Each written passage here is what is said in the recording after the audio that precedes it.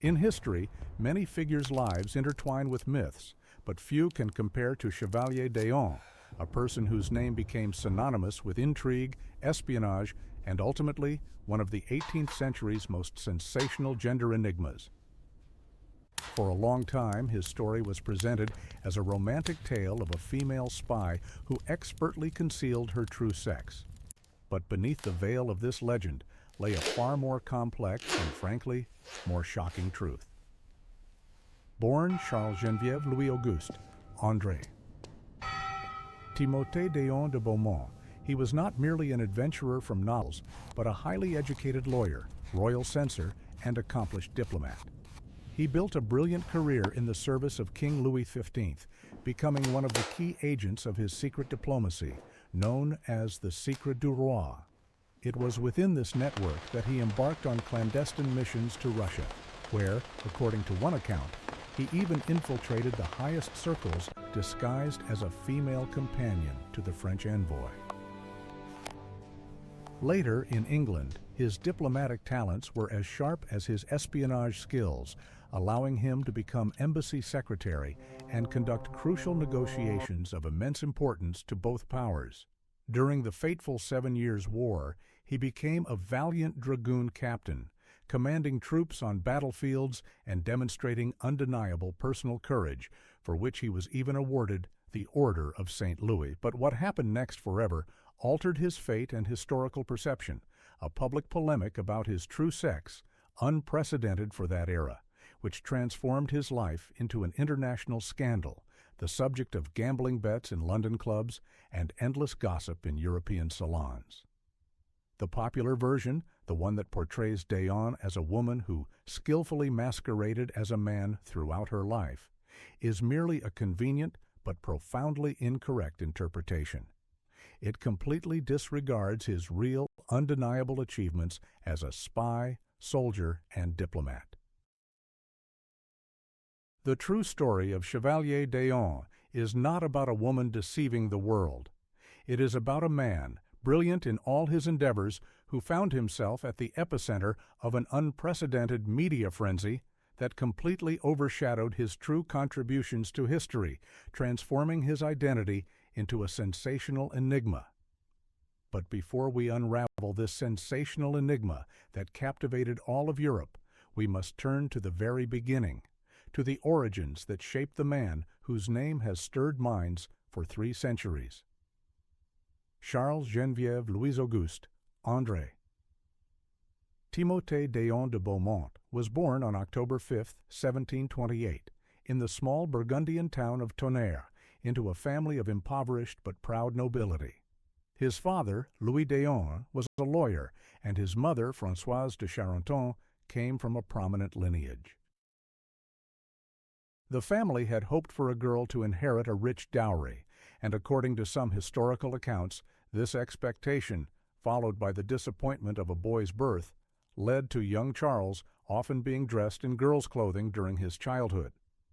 This controversial but persistent episode from his early years may have been the first, albeit unconscious, step towards the dual identity that would so astonish the world, sowing the seed of future confusion and foreshadowing his unusual destiny. Despite any unconventional upbringing, Charles d'Eon received a brilliant education. He studied at the famous Collège Mazarin in Paris, where he displayed outstanding abilities in Latin, Greek, mathematics, and philosophy. At 21, he earned doctorates in civil and canon law, demonstrating not only a keen mind, but also a deep understanding of laws and systems. His intellectual talents quickly opened doors to Parisian literary and diplomatic salons. He became a royal censor, edited important state documents, and even wrote several treatises, demonstrating remarkable erudition and an astonishing breadth of interests.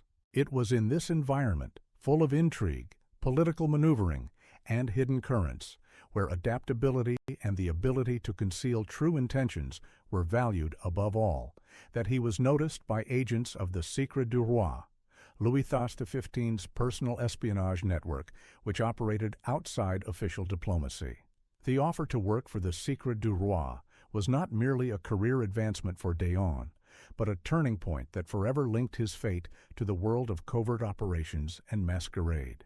In this shadowy realm, where success depended on manipulating perception and concealing true intentions, the use of a mask or even an alternate persona was not an exception, but sometimes an absolute necessity.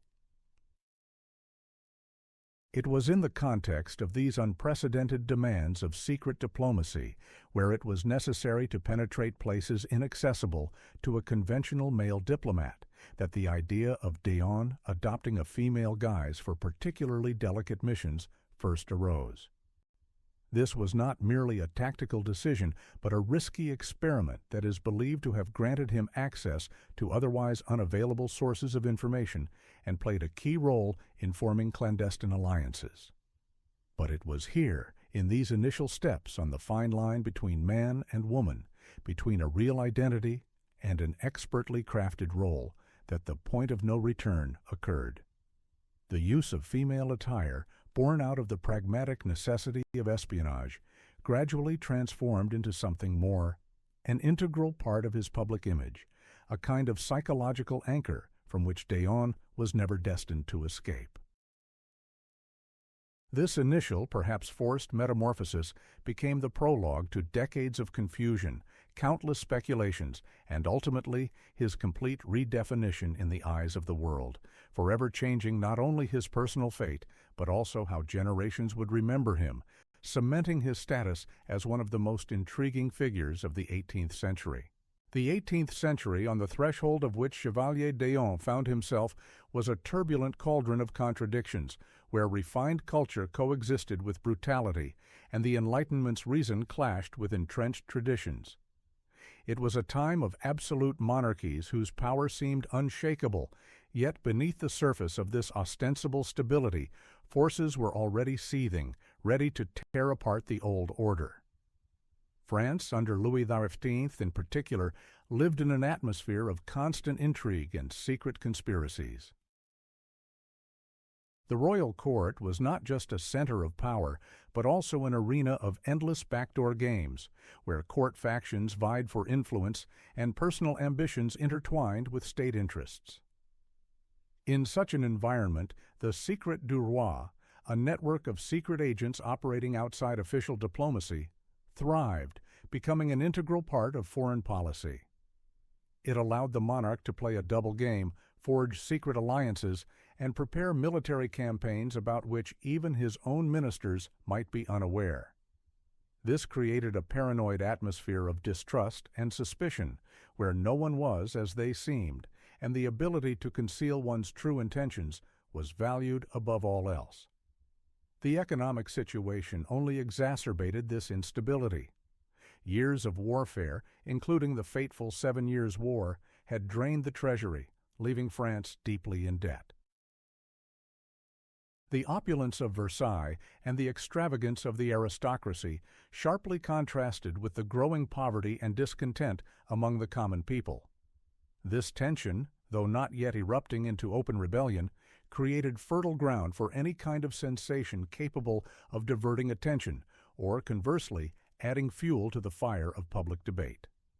Society, weary of official lies and ostentatious prosperity, craved something unusual, something that would break conventional norms.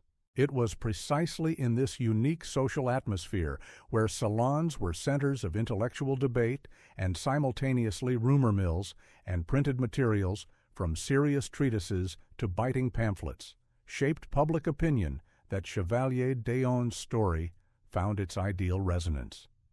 The Enlightenment era, which championed the cult of reason and individual liberty, paradoxically also spawned an unprecedented interest in anomalies, in anything that defied established norms. Gender roles, though seemingly immutable, were in reality a complex social construct that, under certain conditions, could be questioned or even used as a tool. In London, a capital of gambling and free thought, where gaming clubs and pubs flourished, bets on D'Eon's true sex became not just entertainment, but a reflection of profound public curiosity about the boundaries of identity. European salons, where intellectuals and aristocrats gathered, eagerly discussed every detail of this enigma, turning it into a kind of intellectual game. The public, starved for news and scandals, instantly seized upon this story, circulating it in countless brochures and newspapers that only intensified the mystification. Thus, not only Chevalier d'Eon's personal decisions, but the era itself, with all its contradictions, financial instability, political maneuvers, and insatiable appetite for sensations, created the perfect backdrop, transforming his life into an unprecedented gender puzzle that overshadowed his real achievements for decades and deeply embedded itself in the collective consciousness. This puzzle, which became known throughout Europe, was not an accident, but the result of a series of audacious maneuvers and tactical decisions, the first of which unfolded in the cold expanses of the Russian Empire. In 1755, the Secret du Roi dispatched Charles d'Eon to St. Petersburg on one of his most delicate missions to infiltrate the entourage of Empress Elizabeth, whose attitude toward France was rather cool. An ordinary diplomat, even the most skilled, could not have achieved such a level of trust and access to intimate court conversations. It was then, under the strictest secrecy, that the need for an unconventional approach arose. d'Eon, according to the most compelling historical evidence, first appeared before the court in the guise of a woman, introducing himself as Mademoiselle Leah de Beaumont, a companion or lady-in-waiting. This bold move allowed him not only to gain access to correspondence and confidential discussions, but also to lay the groundwork for a future Franco-Russian alliance, brilliantly completing a task that seemed impossible. Upon returning from Russia, d'Eon immediately changed roles, proving his versatility and fearlessness. When the fateful 7 Years' War began in 1756, he distinguished himself not on the diplomatic salon floor, but on blood-soaked battlefields. Commissioned as a dragoon captain, he fearlessly commanded troops, demonstrating undeniable personal courage and a deep understanding of military affairs. In 1762, during the fierce Battle of Warburg, his bravery was recognized with one of France's highest military honors, the Order of St. Louis. This was an undeniable masculine feat, heroic and public, which it seemed should have definitively dispelled any hints of his feminine essence, forever cementing his image as a valiant soldier. But fate, as always, had a new, far more elaborate turn in store. The true test, which forever overturned his life and made his name a byword, awaited him in London. In 1763, after the end of the 7 Years' War, d'Eon was appointed secretary of the French embassy in England. His primary task was to prepare and sign a peace treaty, as well as to conduct secret negotiations for the possible return of French territories lost in Canada. d'Eon again proved himself a brilliant diplomat, achieving significant successes in this endeavor. However, his triumph aroused the envy and undisguised hostility of the new French ambassador, Count de Guerchy. The Count, an ambitious man lacking both sharp intellect and tact, attempted to humiliate d'Eon by removing him from important affairs and even trying to recall him to France. d'Eon, possessing a keen sense of self-worth and access to compromising Secret du Roi documents that could expose Louis XV's double-dealing, refused to comply. He understood that returning to France in such a situation would be tantamount to arrest, disgrace, and possibly elimination. In response to de Guerchy's attempts to discredit him, d'Eon took an unprecedented step capable of shaking the monarchy's foundations. He published a series of pamphlets exposing the ambassador's corruption and incompetence, while also transparently hinting at the existence of the king's secret diplomacy. London newspapers and pamphleteers eagerly seized upon this story, turning it into a true sensation that no court could ignore. The French crown demanded his extradition, but d'Eon, having secured the support of influential English circles, refused. It was then, when his position became critical and his enemies sought any means to discredit him, that rumors about his true sex began to circulate in London. D'Eon, possessing incredible strategic thinking and a keen eye for opportunity, instantly realized the potential of this situation. He understood that this public confusion could become his most powerful shield. Rumors quickly escalated into outright speculation and then into a genuine craze. London's gambling clubs, always ready for a new source of excitement, began taking enormous bets on whether Chevalier d'Eon was male or female. Tens of thousands of pounds, entire fortunes, were at stake. D'Eon not only did not refute these rumors, but sometimes added fuel to the fire himself, appearing in public in ambiguous attire or making cryptic statements. This public polemic about his sex became a powerful, albeit paradoxical, instrument of protection, allowing him to remain in England and avoid extradition. However, it also transformed into a kind of psychological prison, forever cementing his image as a mystery from which he could no longer escape. He became a living puzzle, a symbol of an era where truth and fiction intertwined in an insoluble knot. Chevalier d'Eon, finding himself at the epicenter of this storm, did not merely weather it. He actively managed the chaos, turning it into his own shield and weapon. His genius lay not only in his brilliant intellect, but also in his astonishing psychological flexibility, in his ability to intuitively sense the pulse of the times and use it to his advantage. He transformed his own identity into a grand spectacle, in which he was both the director and the main actor.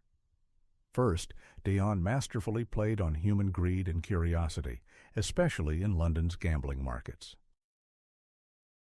Bets on his sex became not just rumors, but a powerful engine of excitement. He neither directly refuted nor confirmed them, maintaining the intrigue. Every public appearance, every hint, every ambiguous phrase in conversation or writing, all added fuel to the fire, causing bets to rise and public interest to skyrocket. He expertly utilized the mystery effect, knowing that misunderstanding breeds a desire for resolution. People paid vast sums just to get closer to him, to try to guess the truth, to become part of this unprecedented drama. He skillfully maintained this game, allowing experts, from doctors to courtiers, to debate his anatomy and behavior, thereby further legitimizing his own ambiguity. Second, d'Eon demonstrated exceptional skill in manipulating public opinion through the information channels of that era. While his enemies tried to discredit him, he, on the contrary, used the press for his own defense. His pamphlets exposing corruption and intrigues at the French court were not mere acts of desperation, but carefully planned strikes designed to win over the public and the English authorities. He understood the power of words and wielded it skillfully, transforming each new publication into an information bombshell. When it came to his sex, he did not give clear answers, but created an aura of mystery around himself. He might appear in a male military uniform and then in female attire, intentionally sowing confusion, provoking new conjectures. This constant information noise around his person made him invulnerable to direct accusations, for who could prove anything when the object of the dispute constantly changed masks? Finally, a key element of his toolkit was his astonishing adaptability. From a brilliant lawyer and royal censor, through a secret agent capable of infiltrating the Russian Empress's entourage in female disguise, to a valiant dragoon captain honored with the highest military award, and then to an exile managing his own gender affair in London. D'Eon did not merely survive changing circumstances, he thrived in them, each time finding a new role that allowed him to stay afloat and even dictate his terms. He used his unique skills, linguistic, diplomatic, military, but was always ready to discard them for a new strategy. The rumors about his sex, which could have broken any other person, he turned into his main defense, a kind of psychological immunity against his enemies. He did not fight this image, but embraced it, refining and perfecting it to such an extent that it became an integral part of his personality, his calling card. This incredible ability for metamorphosis allowed him not only to avoid extradition and save his life, but also to forever etch his name in history, albeit in the image he so skillfully created and maintained. Chevalier d'Eon's refusal to obey the order to return to France was not merely an act of defiance, but a public challenge that instantly drew the most influential players on the European political stage into a whirlpool of scandal. At the center of this confrontation stood not only d'Eon himself, but also his chief antagonist, the arrogant and short-sighted French ambassador in London, Count de Guerchy. This man, whose career depended on the favor of the king's mistress, Madame de Pompadour, possessed neither d'Eon's diplomatic tact nor his strategic mind. His arrogance and envy of his subordinate successes, as well as fears that d'Eon would expose his own blunders and corruption, drove the Count to desperate measures. De Guerchy did not limit himself to intrigues, according to contemporary accounts. He twice attempted to poison d'Eon, and then even organized an attempt to kidnap him, to forcibly transport him to France and silence him. These vile maneuvers only strengthened d'Eon's resolve and gave him new advantages in the struggle, confirming his fears that returning home would mean certain death. Meanwhile, behind the scenes of this London drama, a far larger struggle was unfolding, in which the main beneficiary, and sometimes victim, was Louis XIV himself. The king was in a desperate situation. d'Eon possessed irrefutable proof of the existence of the Secret du Roi, a personal espionage network operating outside official diplomacy. These documents contained information about secret negotiations, clandestine plans for an invasion of England, and even the monarch's double game. Their disclosure threatened not only a grand international scandal, but also the undermining of the French crown's authority, and could potentially provoke a new war. Louis XIV could not allow these papers to fall into the wrong hands. He sent one trusted emissary after another to London, including the famous playwright Pierre Beaumarchais, with a single goal: to retrieve the compromising documents at any cost.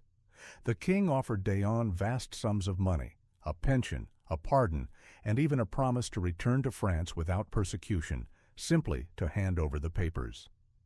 This was an acknowledgment of d'Eon's strength and unique position. Across the English Channel in England, Chevalier d'Eon also found patrons and beneficiaries. The British government, through influential figures like Lord Beaumont and other ministers, fully recognized d'Eon's value as a source of information.